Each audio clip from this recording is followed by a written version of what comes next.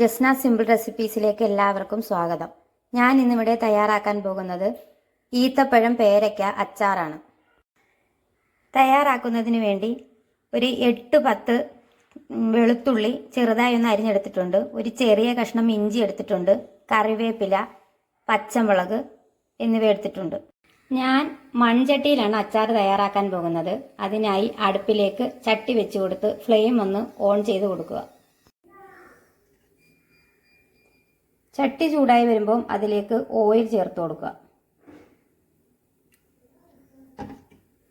എണ്ണ നന്നായി ചൂടായി വരുമ്പോൾ അതിലേക്ക് കടുക് ഇട്ട് കൊടുക്കുക. കടുക് പൊട്ടി വരുമ്പോൾ വറ്റൽമുളക് ചേർത്ത് കൊടുക്കുക. കൂടെ തന്നെ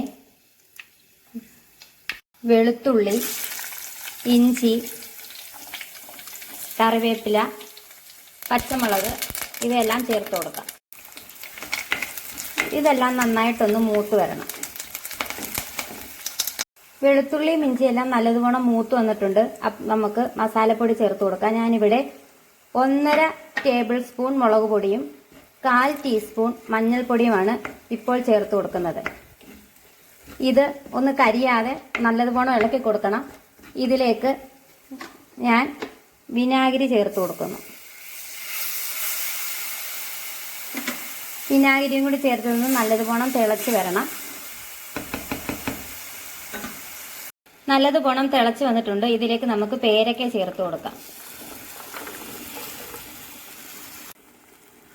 ആവശ്യത്തിന് ഉപ്പും കൂടി ചേർത്ത് നല്ലതുപോലെ ഒന്ന് മിക്സ് ചെയ്ത് കൊടുക്കാം.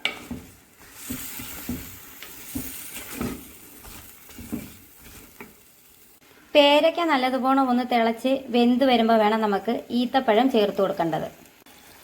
പേരയ്ക്കെല്ലാം നല്ലതുപോലെ വെന്ത് വന്നിട്ടുണ്ട്. ഇതിലേക്ക് നമുക്ക് ഈത്തപ്പഴം കൂടി ചേർത്ത് നന്നായിട്ടൊന്ന് മിക്സ് ചെയ്ത് കൊടുക്കാം.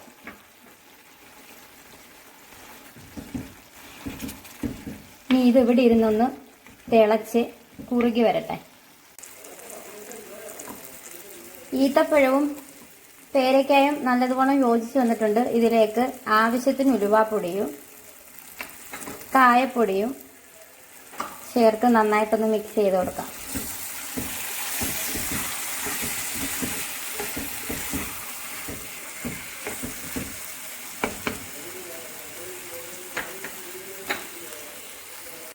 അച്ചാർ ഇവിടെ തയ്യാറായി കഴിഞ്ഞ് ഇനി നമുക്ക് തീ ഓഫ് ചെയ്ത് മാറ്റി വയ്ക്കാം. സ്വാദിഷ്ടമായ ഈത്തപ്പഴം പേരയ്ക്ക അച്ചാർ തയ്യാറാക്കി നോക്കിയിട്ട് എല്ലാവരും ഫീഡ്ബാക്ക് തരണേ.